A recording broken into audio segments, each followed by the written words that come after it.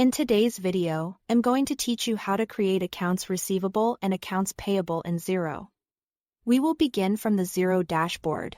Before jumping into the clicks, it helps to understand the difference between these two transaction types. Accounts receivable, or AR, is money that your customers owe you. In other words, this is what you record when you send an invoice and expect payment. Accounts payable, or AP, is money you owe to your suppliers. This is what you record when you receive a bill and need to pay it later.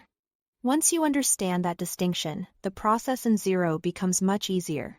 Let's start by creating an accounts receivable transaction, which in Xero means creating an invoice. From the dashboard, click the plus icon and select Invoice. This opens a new invoice screen where you can begin entering the customer details. In the contact field, type your customer's name. If this is a brand, new customer, and they are not already in your contact list, click New Contact and add them right there without leaving the invoice.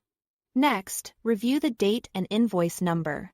Xero usually fills in the current date and automatically generates the invoice number for you, which saves time and helps keep records organized. If needed, adjust the due date to match your payment terms. Now enter the line items. Add the item name, a clear description, the quantity, and the price. Then make sure you choose the correct account, such as sales, and apply the right tax rate. Taking a moment to check this section carefully is important because it affects both your reporting and the amount the customer will see on the invoice. Once everything looks correct, click Approve and Email. This finalizes the invoice and sends it directly to your customer, which means it is now officially recorded as money owed to you. Now let's create an accounts payable transaction, which in Xero is done by entering a bill. Again, click the plus icon, but this time select Bill. In the From field, type your supplier's name. If the supplier is new, you can create the contact as you go. After that, enter the date and due date exactly as shown on the supplier's invoice. In the Reference field, type the supplier's invoice number so it is easier to track later. Then add your line items. Enter the items, descriptions, and costs, and select the correct expense account.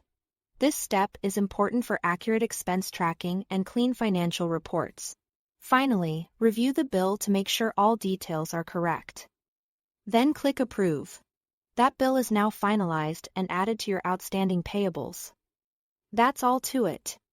Thanks for watching.